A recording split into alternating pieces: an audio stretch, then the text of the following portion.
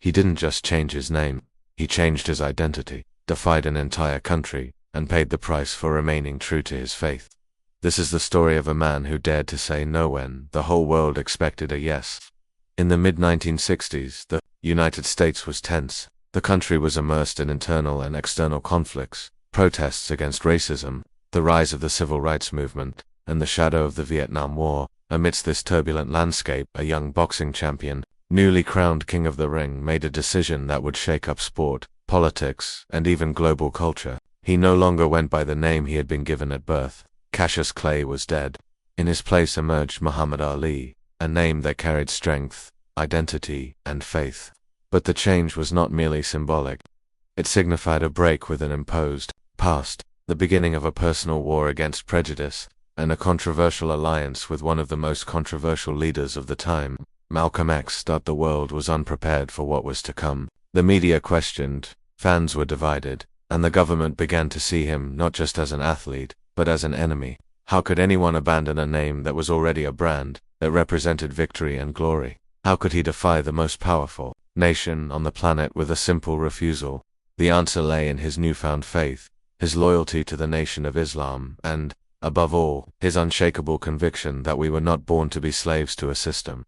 This is the story of a transformation that wasn't limited to religion or politics. It was an act of courage that redefined the concept of individual freedom, a journey marked by ruptures, confrontations, and, above all, by a faith that endured it all. But, as we will see, every choice has a price. And for Muhammad Ali, that price would be perhaps higher than any fight he ever fought in the ring. The gym was silent. The memory of a young champion who had shocked the world by defeating Sonny Liston, the seemingly invincible man, America's most feared heavyweight, still echoed. Cassius Clay, at just 22, had won the fight of his life. But in that moment, before the cameras, the press, and the fans, he announced something no one expected. He was no longer Cassius Clay. That name, he said, was a slave's name. My name is Muhammad Ali, and I want everyone to call me that. The shock was immediate. The journalists exchanged glances in disbelief. The audience reacted with a mix of boos and applause. For some it was simply an eccentricity, for others, an affront. But for Ali it was an act of liberation. Behind that decision lay a silent process.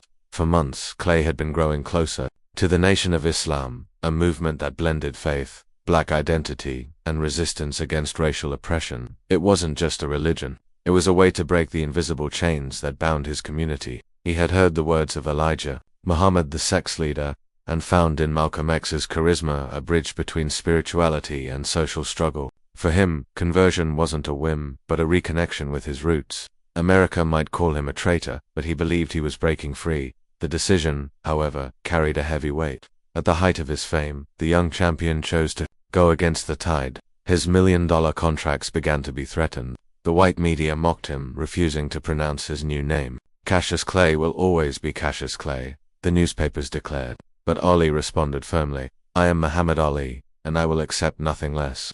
This stubbornness, which to some sounded like arrogance, was actually the foundation of his courage. He knew his voice echoed beyond the ring, that every word was a weapon against a system trying to silence him. Within him, there was also conflict.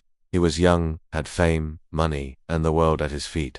But he carried a truth he couldn't ignore. Every time he introduced himself as Cassius Clay, it was like donning a mask that didn't belong to him. The conversion, the new name, the new identity. These were more than religious choices. They were a declaration of war. A war against racism, against conformity, and against submission. The boy from Louisville had died. In his place, a man was born, willing to face any consequences. At the time, few understood what it meant. But one thing was certain, boxing would never be the same. The sport had just gained not just a champion, but a symbol. And symbols, when challenging, always cause discomfort. The public didn't know it yet. But Muhammad Ali's fight had just begun, and it would be far bigger than any fight inside a ring. Changing my name was my first knockout blow against a system that never believed I could be free. Muhammad Ali walked with a firm step, but within him there was turmoil. His decision to break with the name Cassius Clay had already set the media ablaze. But it was his close relationship with Malcolm X that put him at the center of an even greater storm. Malcolm was not just a spokesman for the Nation of Islam, he was the voice of revolt. the man who dared to say that white America would never liberate black people, but only unity, faith, and resistance could break the invisible chains of racism. For Ali, listening to Malcolm was like seeing his own life translated into words. The struggle inside and outside the ring had the same enemy oppression. Their conversations were intense, almost confessional. Malcolm spoke of faith, but he also spoke of power. "You're more than a boxer, brother. You're a symbol for millions. Every punch you throw in the ring is a punch in the face of a system that wants to see you on your knees." There he listened, absorbed, and within him grew the conviction that the ring was not enough. His fame could be a pulpit, and his mouth, a megaphone. But this path would not be easy. With each step alongside Malcolm, more doors closed. More journalists called him a radical. More sponsors threatened to flee. Deep down there was a cruel conflict. He wanted to be loved. He wanted to be remembered as the greatest. But he also wanted to be respected as a free man. This duality gnawed at him. Sometimes, among close friends, he would vent, "What's the point of being world champion if in my own country I can't dine in any restaurant?" These words weren't just venting, they were open wounds that explained why the most famous boxer on the planet had given himself over to the fire of controversy. Malcolm X encouraged him to hold firm to his identity, but the relationship between Malcolm and the Nation of Islam itself was in crisis. Elijah Muhammad, the supreme leader, viewed Malcolm's explosive charisma with suspicion, and Ali, caught between two giants, felt the pressure mounting. He was torn between admiration for the mentor who had given him voice and loyalty to the movement that had given him his name. This tension became unbearable. When Malcolm broke with the Nation of Islam, Ali faced a brutal choice: follow his heart or remain faithful to the group that had welcomed him. He chose obedience, and this break, perhaps the most painful of his life, separated him from the man who had helped him find himself. The public, however, only saw the surface. The champion who refused interviews, the icon who defied convention, but behind the scenes Muhammad Ali mourned the loss of a friend, a guide. When Malcolm was assassinated, shortly thereafter Ali forever carried the guilt of not having been by his side in his final days. It was a burden he never shed. It was the beginning of a new phase, one in which Muhammad Ali would become not just an athlete, but a political target. The press attacked him, the powerful watched him, and the army was already preparing for the next challenge, the most difficult of all. The call up to fight in Vietnam. I chose faith over fame, but that choice cost me a brother's heart. If you've made it this far, you're seeing how Muhammad Ali's life went far beyond the ring. So, leave a like, subscribe to the channel, and comment. Would you have the courage to sacrifice fame to defend your faith? Muhammad Ali was no longer just a champion. He was a man at war with the world. After his break with Malcolm X and the turmoil within the Nation of Islam, he found himself isolated in a minefield. The name he had chosen for himself was no longer just a word, it was a banner that divided crowds. Some shouted proudly, "Ali, Ali, Ali," while others spat with contempt, calling him Cassius Clay, as if to erase him by force. With each fight, with each interview, the battle for his identity became as fierce as any fight in the ring. Journalists shamelessly taunted him. "Cassius, why change? Do you think this will change your skin? Will it change your story?" And he, staring intently, responded firmly, "Cassius Clay was the name of a slave. Muhammad Ali is the name of a free man. If you don't respect me, you don't deserve to interview me." These remarks weren't just retorts. They were verbal fists, directly in the face of a system that wanted him submissive. But this stance came at a price. Advertising contracts dwindled, major newspapers boycotted him, and even parts of the black public, confused by the Nation of Islam's internal disputes, hesitated to support him. Within him, conflict grew. He had faith, but he also had vanity. He wanted to be loved by the world, but that same world now judged him a traitor, a radical, and an arrogant person. The loneliness was sometimes crushing. He still had the strength of his fists, but he felt the weight of carrying a name that not everyone was willing to accept. With every fight announcement, every press conference, controversy came before the punches.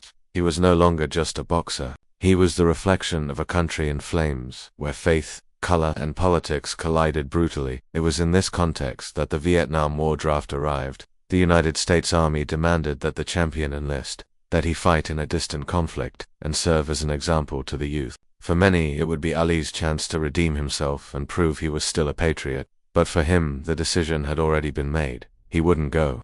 He wouldn't go because his faith wouldn't allow it. He wouldn't go because he saw no point In killing Vietnamese who had never called him nigger or prevented him from sitting in a restaurant, he wouldn't go because, above all, he believed his life had another purpose. The refusal was explosive. Headlines across the country called him a coward. Politicians accused him of treason. Millions of Americans who had once cheered his fists now called him the enemy. But Ali, with a firm gaze, responded before the cameras. No Viet Cong ever called me a nigger. That sentence echoed like a thunderbolt. It was simple, direct, impossible to ignore. A blow that dismantled the hypocrisy of a country that asked a black man to go kill foreigners but didn't guarantee his freedom at home. Ali knew the storm was just beginning. His refusal would not be easily forgiven. The government was preparing to punish him. The divided public was about to see their idol knocked out of the ring, and he himself, firm in his faith, was willing to pay the price. You can take away my title, but you will never take away my soul. I am not Cassius Clay. I am Muhammad Ali, and I will not fight another man's war. The courtroom was packed, and the silence wasn't respect, it was judgment. Muhammad Ali entered without gloves, without robes, without music. He brought only the faith that sustained him and the weight of a country against him. The prosecutor described his refusal to enlist as an affront. The defense responded with conviction. Conscience is not a crime. Outside, posters screamed treason. On the other side, young men raised their fists, pleading for courage. Ali kept his gaze steady. I will not fight another man's war. Flashbulbs tore through the air. Some chairs creaked as the judge read the sentence. Guilty, prison, and a fine. The boxing world reacted in minutes. Licenses suspended, belts revoked, purses frozen. The undefeated champion left that building smaller in pockets, bigger in faith. The next fight would be without a bell, long and cruel. In the following days, the phone went silent, sponsors disappeared, and applause turned to whispers. Promoters closed doors, newspapers plastered labels. Ali took a deep breath. He had lost titles, but he had saved his name. Without a license to fight, Ali became a pilgrim on makeshift stages, university auditoriums, churches, community centers. There he spoke about faith, war, and dignity. There were no purses, only hats passed around the audience. Between lectures he ran in the early hours of the morning, shadowboxed in the kitchen, and jumped rope in the hallway. His body insisted on being a champion. The courts insisted on calling him a criminal. At every debate, he faced taunts. Coward, get back in the ring, love your country, he responded with cutting calm. Love is not obeying in the dark. My name is Muhammad Ali. Some applauded, others walked out. Money dwindled, bills mounted, and his family felt the pinch. Still, he repeated like a mantra, to yield now would be to lose forever. There were letters of hate and gratitude. Children copied his steps. Veterans stared at him silently. They offered him clandestine fights. He refused. He wanted to win clean. Every dawn, I ran and prayed. Loss became discipline. Fear became breath. Alone. Legal appeals advanced at a snail's pace. While lawyers filed petitions, Ali roused people. In every city, his presence created a spark. Debates heated up. Radio stations played his name. Newspapers measured every word as if it were explosive. With his body out of the ring, he trained his mind. He studied history, read speeches, organized ideas. He wanted every sentence to be a clean jab, every silence a waiting strike. There were risks too, anonymous threats, late-night phone calls, the glances of agents in the back of the rooms. Some friends urged caution. Others urged him to back down. Sign, fulfill, and then fight, they whispered. He shook his head. If I give in today, my word will never stand up again. And he kept running, even without an audience, guided by a faith no one could punish. In the empty gym, his very steps became a cheering section. The clock ticked down, imaginary assaults. The shadow became a rival. At home, the bills mounted. He repeated, without peace within, there is no victory without. He went up, alone. By the time the trial reached its final stages, the country had already changed. The war dragged on, coffins returned, and the question of courage took on new colors. Students welcomed him as a living voice. Veterans divided opinions. Civil leaders recognized the cost of his no. Ali didn't celebrate. He knew a vote in a cabinet could free him or lock him up for good. He returned to training with a simple goal, to be ready if the door opened. Bags began to swing again. The ring creaked. The news circulated. Between rounds, he closed his eyes and remembered Malcolm, his lost friends, the hostile posters, and the anonymous hugs. If the truth is expensive, I'll pay. he murmured. Outside, headlines asked if he deserved forgiveness. Inside, his body begged for a fight. The answer, however, wouldn't come from his jab. It would come from a silent table where papers weigh more than punches. The day before, Ali ran alone. The next bell would come from the court. If it echoed, we would see if it would fall arise, the blow to the wine of a guante, the bell of a paper. The Supreme Court annulled the conviction, and, immediately, the campaign fell to Muhammad Ali without climbing into the ring. Some dreamed, others pressed their eyes. There he breathed long. 3 years and half a year of boxing. He had a vested interest in his body, but not in his conviction. I left the court in silence, and, then, it seemed like the streets were screaming. It was not just legal absolution, it was a moral verdict. Remaining faithful is not a crime. When you get to the gym, you touch your butts like someone who meets an old friend again. Here I come, he murmured. The shadow responded with short steps. The world wanted a show. Redemption. The faith that sustains me in the desert now tends to sustain each assault. The promoters called, but he knew that the watch wouldn't forgive. The muscle returns. El tempo. No. Are you still following the king?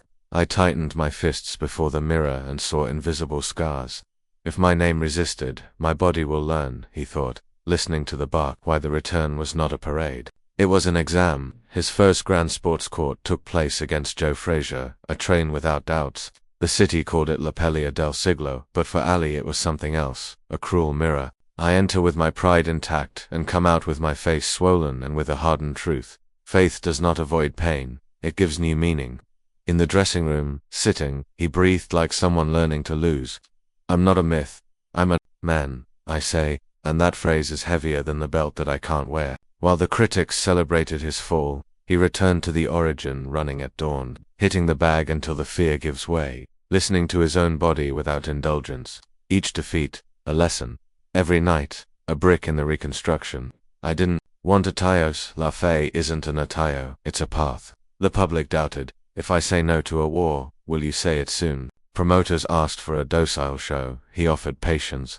He went back to fighting and adjusting the guard. My name doesn't ask for permission. Here goes. While the press is due to Kinshasa, Ijotisis, NOCAS, Ace, drums lejanos, Undroharnali, Bomaye. In front of him, George Foreman, a hammer with a hammer. There he smiled, not out of pride, but out of faith. The plan was simple and heretical. Absorb, listen, wait. The body as refuge, the body as patience, the mind as pharaoh. Each blow from Foreman was an earthquake. Every whisper from Ali, a promise. Resist.